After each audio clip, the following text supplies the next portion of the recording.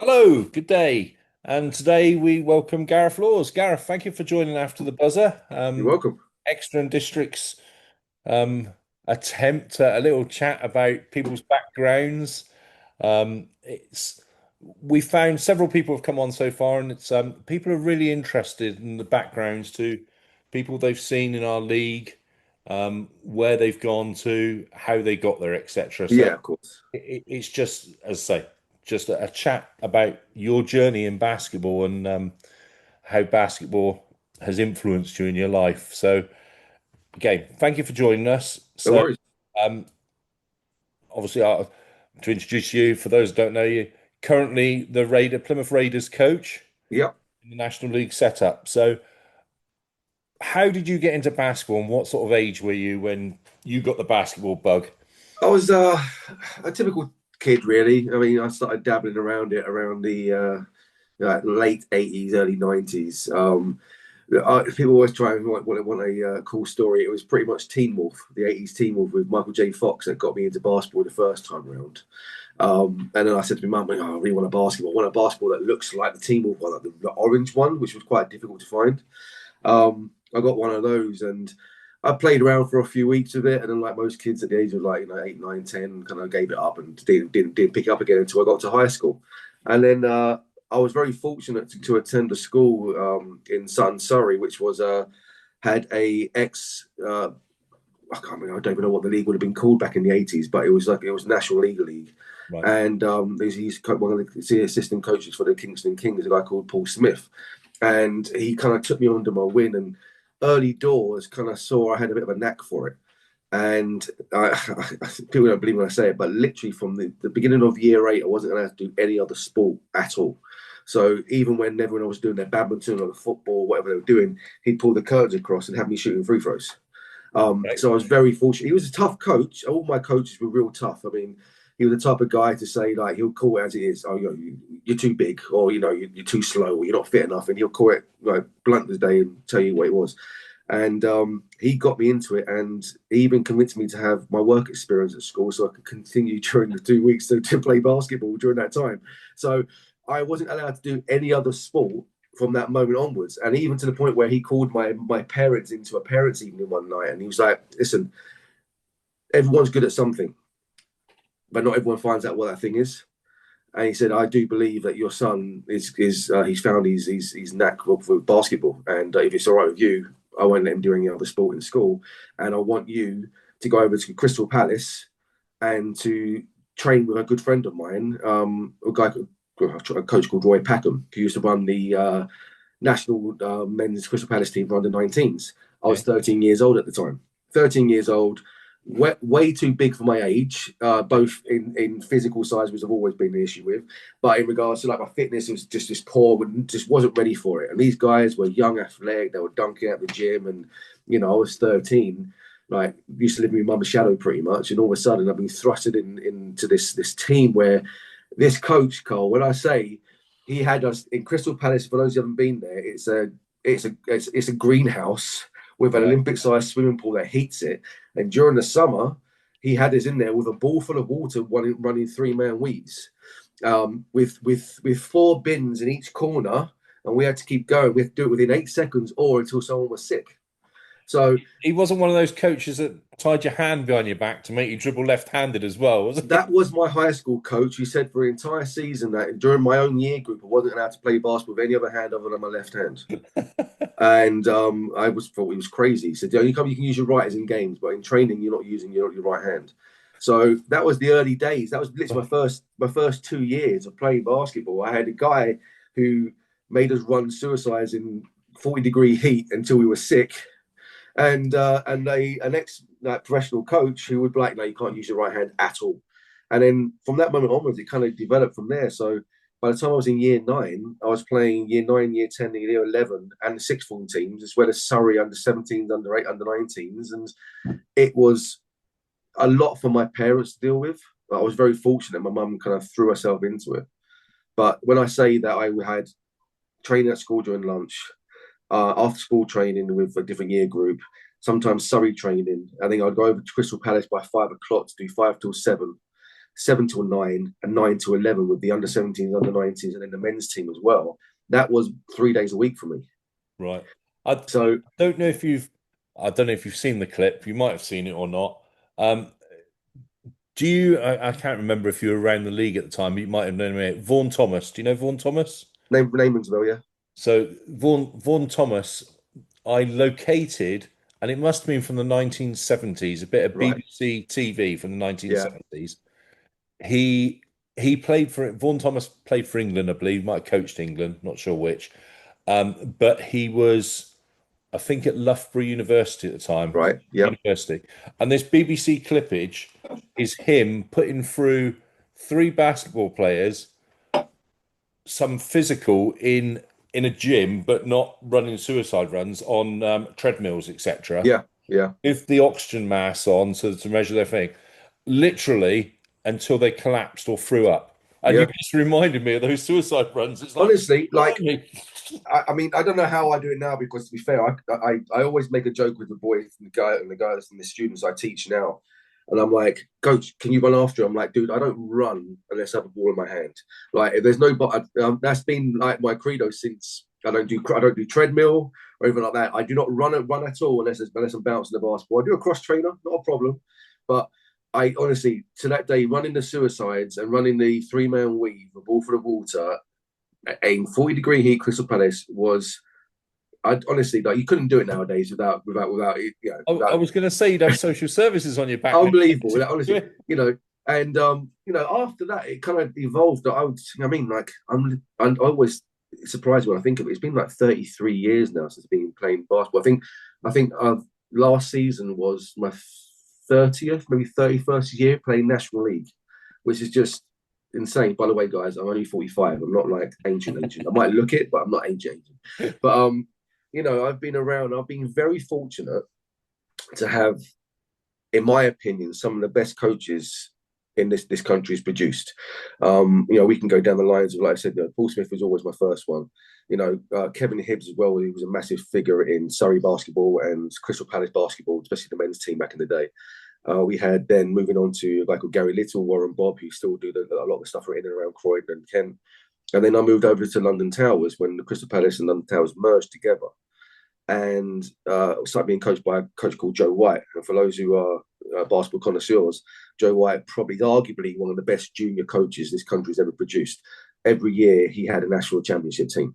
And the year I joined on, I was classed as Surrey boy going up to play for, we were playing at Crystal Palace at the start, and then they decided for all the Towers boys who lived up in Hackney and Shoreditch and those areas, it was too far to travel, so we all moved up there. So I was travelling from my neck of the woods on the underground like 4 days a week to get up to Hackney to go training and then come back and then play games at weekends to play for London Towers. And how And old were this, you then about? I want to say 17. Right. So yeah, 17, 18, Yeah. 19. So, I just spent a spell playing for England early doors as well. And, I've been very fortunate to have these coaches kind of mold me. And, as you know yourself, when I'm pretty passionate when I play, both, and for good and bad, as you as a referee, as you Yeah, know, but and that that's the comes way it from the goes. game, doesn't it? Yeah, and Yeah. and I used to get a lot of criticisms from a lot of guys like saying, this isn't life or death, and I'm like, well, I grew up in Surrey. It was a London part of Surrey. It wasn't the greatest estate I grew up on, and a lot of my friends in comma, the kids I hang out with, they hang out on the street and get up to nuisance and nonsense and stuff like that. And basketball kind of steered me away from all of that, and to the point where 7 days a week I had basketball with like 4 games at weekends. We had under 17s, under 19s, and it went to Surrey basketball, and they went to. I ended up playing my first Division 3 National League games when I was 15 to play for a team called Christians in Action. A guy called Tony Brown, who was again ex pro player when he was younger. He set up his club and he wanted me to go play for him. So every day of the week I was playing basketball. Even the days when I didn't have training, I was at my youth centre, working out, and and just it was. When I spoke to you before online, when I spent the title of obsession, it is my obsession. And Yeah. no matter what, you looked at my bedroom when I was a kid, there wasn't a space on the wall where you couldn't see a basketball player. It was like collages all over, literally. God knows the poor council, when they took over the house back when we moved out, they were throwing little pinholes all over the walls everywhere. And It was literally my dad used to drive him mad. He used to come on and knock my door in the morning. '96 finals when I knew it was Jordan's last year. School night, I'm up at like 3 o'clock in the morning watching the game. He's like, "Go to bed. You got school in the morning." I'm like, "Nah, I'm watching this game. Like, you don't understand, Dad. Like, this is important." You know what I mean? Um, It's it's a common theme with lots of people we've spoken to on here already that they haven't the podcast hasn't been made public yet, but lots of people in general, how basketball takes over their lives. Oh, completely. For good And and bad. Like I always say, it's a love-hate relationship with basketball, and it's given me the most amazing experiences and opportunities to travel, see people, meet people. I met my ex-wife because of basketball. It's the reason why I ended up in Plymouth in the first place. We've got two lovely kids out of it and all this business. But equally, it is a curse because the opportunities you turn down, both socially, friendship wise, job career wise, like I've got friends who hold on to the basketball dream of playing basketball professionally up until they're like their late 20s. I'm gonna play pro, I'm gonna play pro. And by the time they realize it's not gonna happen, then they've got to start from the very bottom of the ladder again and work their way back up. So basketball is very much a gift and a curse. And for that reason, exactly the reason why I love it, because in my opinion, with basketball, you give it your all, or just don't bother. And that's the way I've always approached it, especially as a young kid. Now, when I'm older, it's slightly different, hurts a lot more. I still have the same drive and passion for it. I just don't know, I don't have the time because adult life sucks sometimes and you have to do adult things, yeah, and, you've got to earn you a know, living somewhere as well, haven't you? that's You've got to exactly it. survive. Yeah, that's exactly it. And I'm just very fortunate to be able to, still have a full time job now, as well as work for I play, coach the Raiders now, and that continues now my journey because I've always wanted to be a coach. So, jumping, don't want to jump too far ahead in regards to the coaching aspect, but there's always that player progression from beginner to player to professional to coach, and that's where I'm at right now. And growing up in South London, basketball was life. It was either mess around in the streets and become a nuisance and get arrested, or get into stuff that you don't want to get involved in, or find something you were good at. And luckily for me, it was basketball, and it kept me on the road, traveling back and forth up and down London, Brixton, Crystal Palace, Croydon, Ealing, all over the place to play basketball. And it was literally a 7 day a week job for me. I would play basketball, especially when I was in high school, about 6, 7 hours a day in most cases. And that was every single day of the week.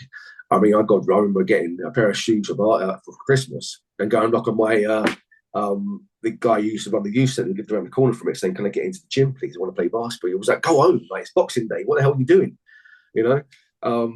So yeah, but basketball has always been my life, and to this day, it still is a very, very focal point of my day to day living.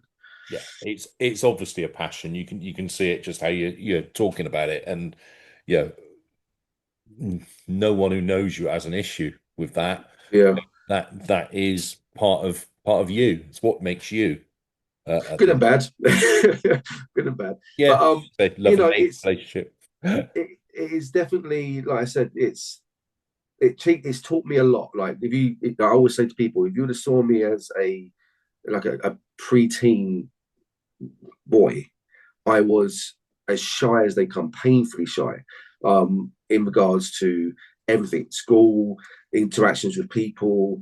I'd hide behind. I'm a kid who used to hide behind my mum when we used to interact with people. I'd go hide in my room if people come around, for example. And then you fast forward all these years, and all of a sudden, like my mum, even to this day, when I speak to her, she's like, I still can't get over how you can sit in front of the camera and speak to someone online, or go and stand in front of 700, 800 people now and coach and scream and shout and not care or play. And it's opened up a lot of doors for me, and I'll be forever thankful for it. And a lot of relationships as well. Yeah. So you've spoken at the moment up to you're about 19-year-old Yeah, playing basketball. yeah, What was the rest of it? Because, and for me also, as well as everyone listening, I don't know the rest of your journey, to be fair, in basketball and playing. yeah. I mean, there was always a time. I mean, I've always suffered from imposter syndrome, even to this day. Like, wasn't good enough. I was quite successful as a junior, like playing for Towers under 19s, under 18s, wherever it was at the time, was a big eye opener for me, because I was very much you know, my parents did a good job keeping me away from the stuff that I shouldn't get involved in through basketball. And then also I'm going up to London playing with a lot of inner city kids, and I had to adapt a personality that Sorry, don't know what's happened there. Bit of a technical issue. I'm sure Gaz will be back shortly. Um, just when we were getting to the starts talking about the inner city kids, and he vanishes from our screens. He's probably he's probably done a schoolboy error. He's run out of charge for his iPad, or it's I think he did say it's his daughter's iPad, so she's repossessed it and taken it back.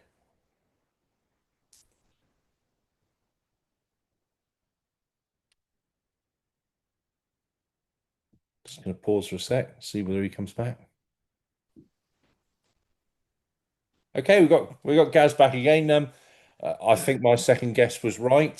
He did run out of charge. Schoolboy error there, but There you go. Sorry about that. No, honestly, that, yeah, just died on me. Completely it died. was either that or your daughter had repossessed the iPad, and I wasn't sure Yeah, which pretty one. much one of the two. She's lucky. She's with her mum at the moment. So, Yeah, so where was I? we got to the bit with you were obviously traveling up, still playing with inner city school, Yeah, basically as part of the setup. yeah.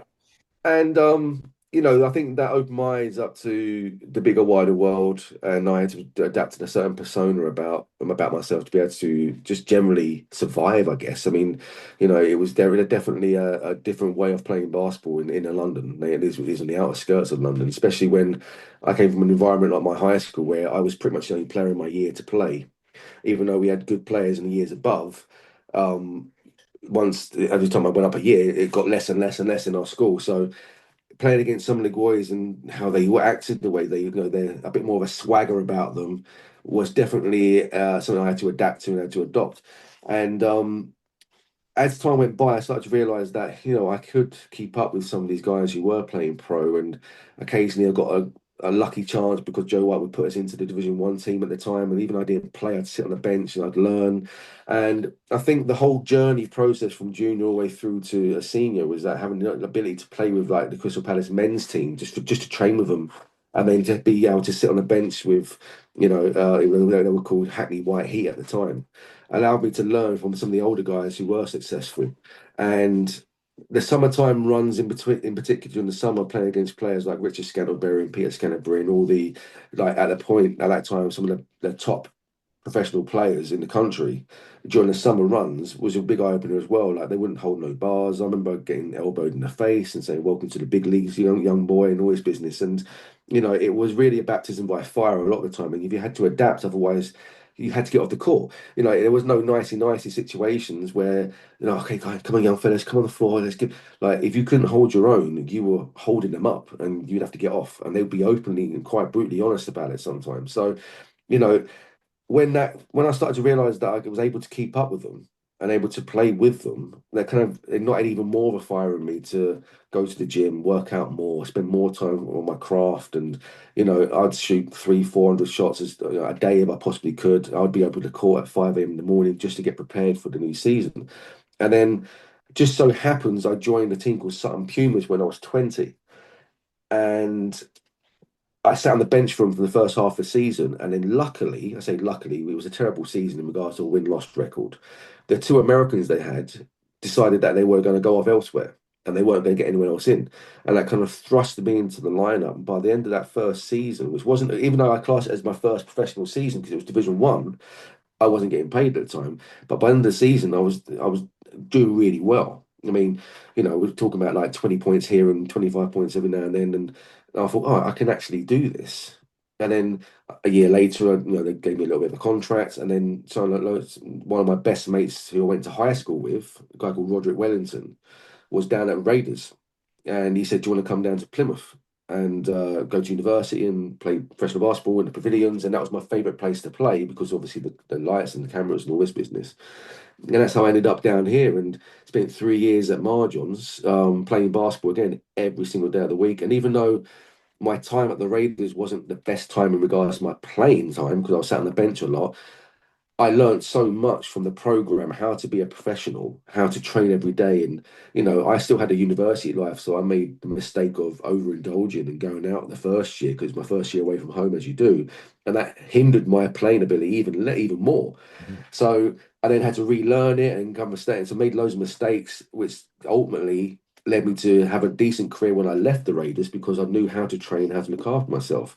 And probably 2 or 3 years after I left the Raiders, when I had my best career, the one at London Tower, sorry, that London Leopards was my best 3 years.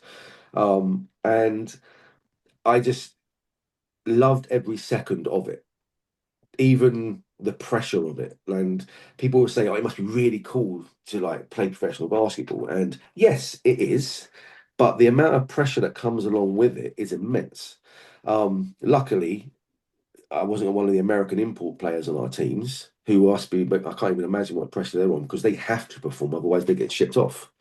And I guess it's like any other job you get. If you don't perform, then you get questioned, and if you don't keep up the appearances, then all of a sudden they have to get rid of you. It's like anything. And I would And assume even as yourselves, it's only a 1 year or one season contract, isn't it? yeah, yeah. Not, yeah, It's I mean, if you're British, it's slightly different because they kind of expect you to stick around. Different nowadays. I mean, I couldn't even tell you what the contract situation is like nowadays. I mean, the money's a lot more um available in some respects. I mean, not now at the moment, 'cause obviously the yeah. British basketball in general is just a bit of a mess, unfortunately, and I think it will settle itself down over the next few years, but it's definitely a roller coaster ride with British basketball, no matter what league you're in. And it definitely was a journey from a very, very unorthodox looking child, I say, because I was very large, very unathletic, the slowest in the school. And then fast forward 10, 15 years later, and then bump into my teachers and they're like, "Oh, what are you doing now?" I'm like, "Oh, I'm playing professional basketball." Like, how? And it's like, what the hell? And then I kind of sit back and look at the whole journey now, and I think, well, how did I get from point A to point B? And I keep reminding by, some of my friends who were involved, like they just remember me being in the gym all the time, Cole. Like I was always shooting, had a ball in my hand. I had police come and like moan at me for bouncing the ball around the estate at 12 o'clock at night when I was walking back and forth between my house and my grandparents' house. And sleeping with a basketball, it sounds really cliche, but literally, basketball next to my bed. First thing I'd wake up, it'd be there. And as you know, like basketball to me is just if you're gonna play it, love it. And the whole evolving into coaching now is where I'm trying to give back to, the kids I coached from a younger age, all the way through to the men's team I coach now, trying to get them to embrace what you have for a very snippet amount of time in your life. Because I miss being able to dunk. Like that's the biggest thing of all. People say, "Can you still dunk?" No, can't even touch the rim. It hurts way too much. Yeah. And I'm like, people who are in their 25s, 30s, 35, still very young enough to play at a high level, who don't, I'm like, play. Because you'll look back at it when you're 45, 50 and go, "Oh, man, I missed out a lot of that time because now I can't do what I wanted to do." Do you know that resonates what you've just said with me slightly, Gareth, because I've always I obviously played, but at no level at all. Absolutely no level. I mean, I didn't start playing until 19, played it for two Yeah, seasons, and then didn't play it for another 7, 8 seasons. Just amateur level, as you know, in the local league. Did it 3 more seasons, but obviously all my fitness had passed me way past I come back yeah, into basketball. And then I used to look around at players I knew that were decent players who walked away. yeah, And it's like, you're going to regret that because I regret the missing years thinking, why didn't I play just for those seven yeah, years, even at local league level? Yeah, why did I walk away there? And yeah, I struggle with that when I see some of the others thinking, oh, you know, you are going to regret it. A bit like you said, at yeah. some stage you're going to be looking back. Well, you think you And will. you do, and you do. And I speak to, I mean, luckily we are going down the Raiders route now. We are easily the oldest team in the league. And a lot of the guys were like women and iron at the start. And I'm like, you've still got a couple of years left in you. If you don't do it now, you're never going to do it. And, look back at it in the future and think, oh, what could have been if I did do it, and a lot of them come on board over the last 2 years and be like, you know what, you're right. Like, I'm not going to, I would never get this opportunity to do it again. Like, just being able to be. I mean, we've got a great bunch of volunteers at the Plymouth Raiders who come and put on, who make the game day what it is, and they just enjoy being in the environment. And they're like, if I wasn't a volunteer, I'd never get to experience this. Or I speak to Darren Bolt a lot, the referee, and he said the other day, he was like, I never played at that level, but this is my like this is my time to shine when I can like referee in front of thousands of people in the BBL stage or the SPL stage, and that's my ambition, that's my goal and my Yeah. passion now, and and it's anyone who gets a chance to do anything that they're good at or anything that they love and they can do, if they choose not to do it, and this is out to everyone out there, it will come back and it will bite you in the rear end, and you will regret not taking the time that you could do to dedicate it. Which is the why I play basketball the way I play, because every time I step on the floor, I did break my ankle in 2009, which did almost pretty much did end my professional career. Mhm. And I look back at that, that was a pre-season game, like, and it was done within seconds. Like I went from being a very athletic, fit, relatively young guy at 29, who was rising up, from like I had done from the very start. And all of a sudden it was like, oh, there's a year out from a broken ankle, and that's it. Yeah. You're done. And by the way, you're going to struggle to get back. Yeah. Yeah, yeah, like massively. And it's not even just the injury. Once the injury's done, it's then the fitness, and it's not even the fitness, it's the mental side of things, which is the biggest part of it. Like it was just, I I suppose just, I, the worry whether it'll go again, because yeah, yeah, generally injuries are, uh, well, they're normally something stupid, aren't they? Something they silly, are. Yeah, really minor, and yeah, for me, going down the middle of the lane, I had to take off to try and get a dunk, and I stepped on someone's foot and literally full. And I'm a big guy anyway. I was probably about 17 stone at the time. Full body weight on one foot on the last step, wing over, yeah. done. Like literally overnight, done. And it's so easy to land on people's feet in basketball. It's Absolutely, happens amazing all how the many time. times that happens, and Yeah, how many, obviously breaking the ankles the extreme, but quite common ligaments.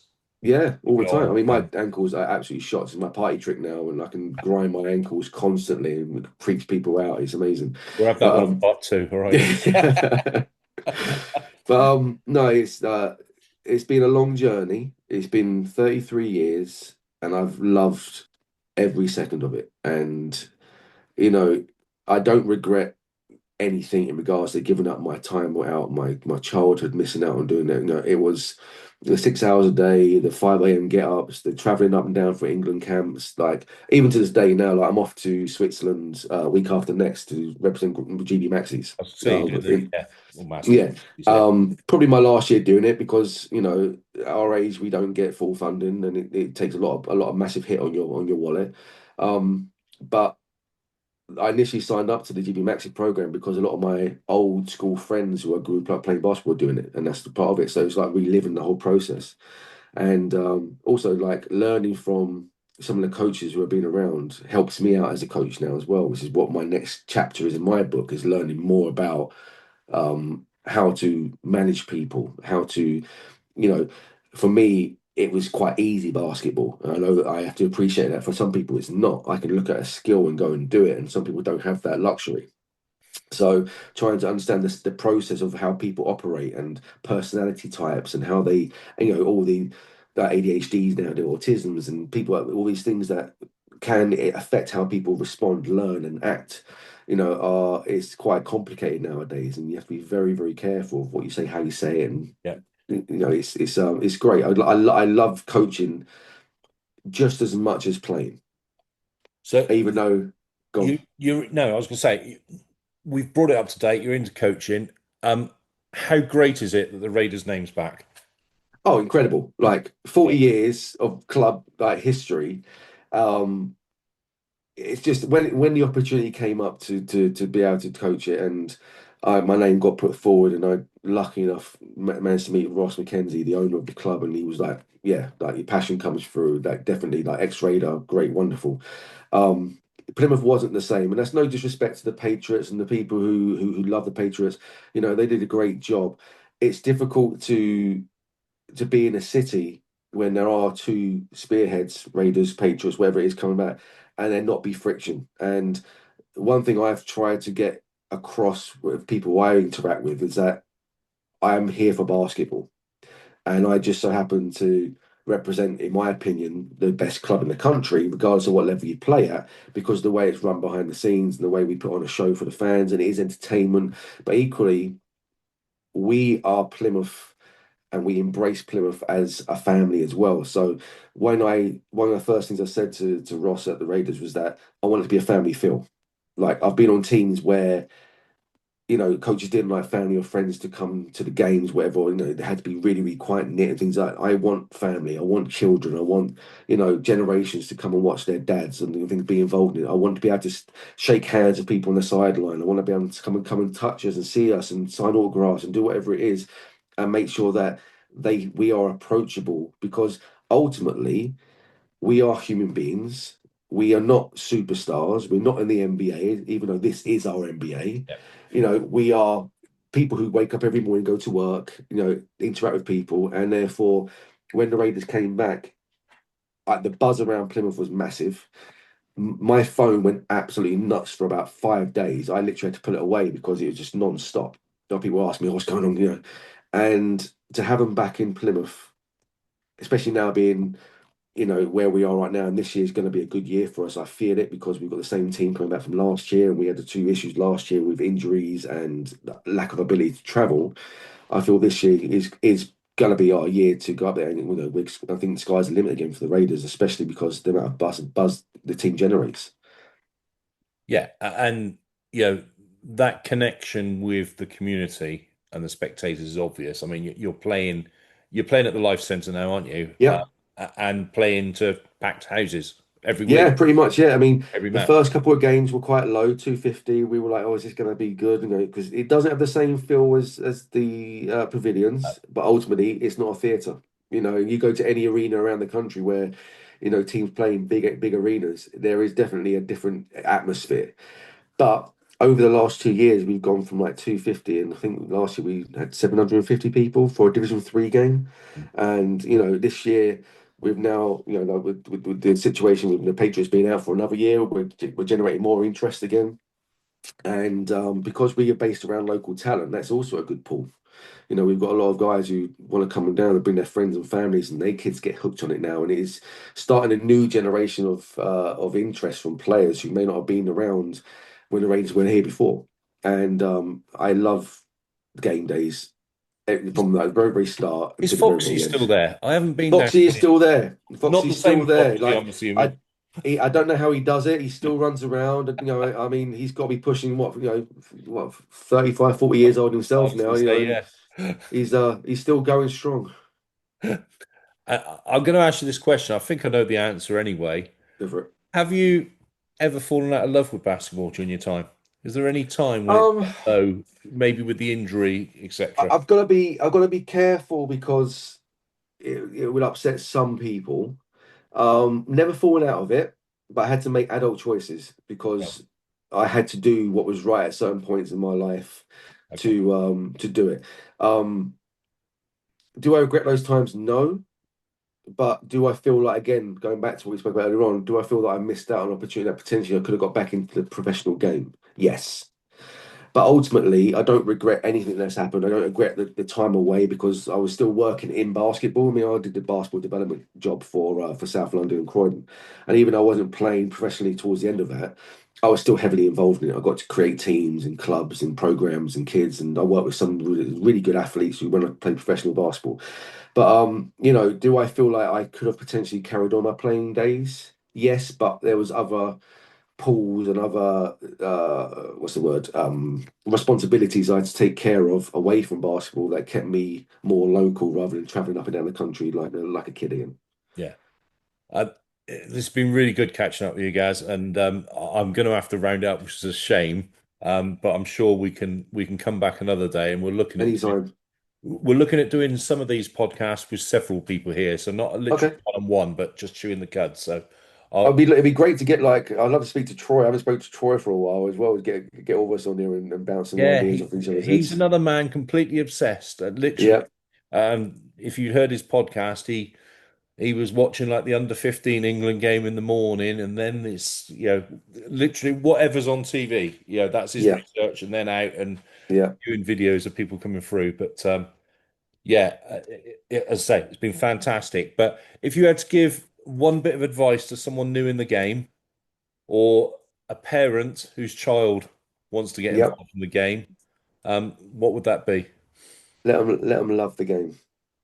Don't don't try and overcoach.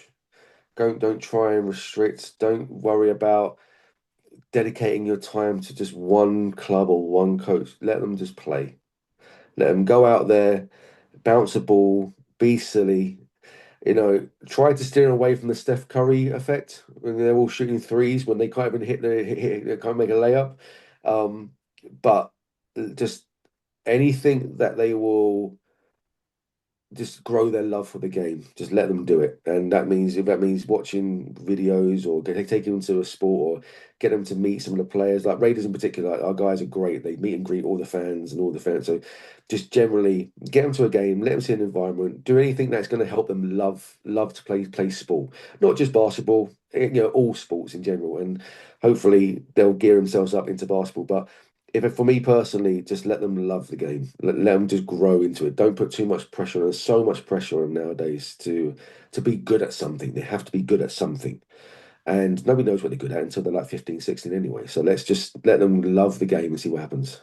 And something I would say is we also need, it's a horrible term to use it, the also rans. So the people who just play for the enjoyment, they might not be Yeah, brilliant, yeah, but we need those players in the game because yeah. the And it bigger comes the from base, love. the higher the pyramid. Yeah, it comes from love. Honestly, it comes from, you know, people just wanting to be involved. Like I said, the Raiders volunteers, the cheerleaders we have, the owner, for example, that we're all massive basketball fans and we all just love the game in different facets and different, and we've all come about the same sort of journey, just in different ways. And it all comes from the understanding that everyone's different, everyone's journey is different, and everyone's personalities are different.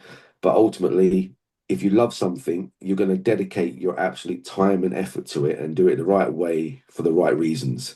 And if you're forced into it, I've seen it before so many times, if you force children into it, you force anyone into doing something, eventually they fall out of love with it because it's not there. It's not been built Understand. up from ground root. Brilliant to catch up with you guys. I'm going to say goodbye for now. No We worries. will catch up again. As I said, Anytime. I'm going to get you on our multi podcast, and Do it. we can discuss all things that have gone wrong with UK basketball as well, because that's a story in itself, and it'll probably get Yeah. you in trouble. I'll be honest. Yeah. Yeah. I like that. That's fine. I'll happily speak of that. I'll see you soon. Cheers, Take guys. Thanks care. for your Thanks, time. guys. Bye bye. Bye.